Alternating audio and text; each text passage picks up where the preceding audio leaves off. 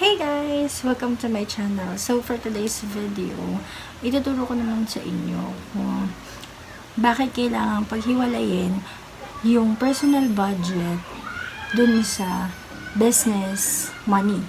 So dapat talaga magkahiwalay yun. Hindi siya pwedeng pagsamahin. Dapat. So intro. Ayun na nga, bakit nga ba kailangan magkaiba yung personal budget and at the same time, yung capital ng business mo. So, sobrang laking factor talaga na magkaiba yon. Kasi para una, mamomonitor mo yung kung kumikita ka ba sa negosyo mo.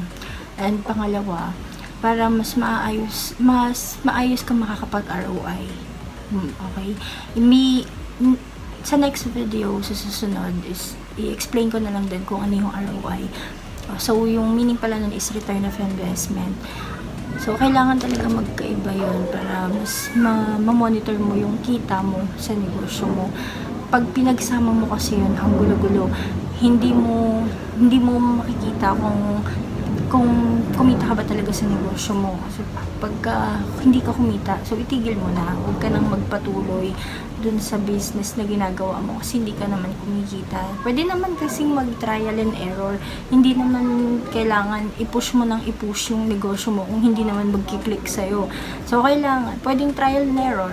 So, trial nito, hindi ka nag-click, then try ulit ng iba, pwede. Basta, lagi ka lang nagiging aggressive. Kasi alam mo ba, pagka nag-try ka na mag-business, dun mo na malalaman in the long run or dun na sa pagpapatakbo mo kung ano yung mga mistakes. Diba? Hindi mo yun malalaman nang hindi ka sumusubok. So, once na sumubok ka na mag-business, malalaman mo na kung ano ba talaga yung mga dapat at hindi mo dapat gawin. In short, dun ka matututo. Kaya maganda rin naman yung nagka-trial and error ka. So, hindi naman kailangan na, or hindi naman once na pagka nag-try ka mag-business ngayon is success ka na agad. Walang ganun. Yung pangatlo naman, mas mapapaikot mo yung capital mo. Kasi once na kinukuha mo yun doon or kumukuha ka na agad doon pang bills mo, pang bayad mo ng personal bills or pang grocery mo, in short pang personal bills mo, pinababayad mo na agad or kinukuha mo doon, hindi mo mapapaikot yung capital na meron ka. Diba?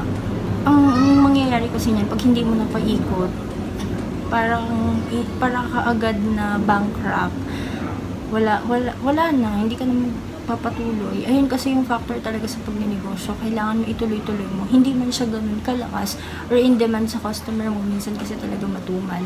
Walang problema yun, which is normal. Tuloy-tuloy ka lang. Go with the flow. Tapos bigla na lang magugulat ka lalakas. So, go lang. Thank you for watching and see you next vlog.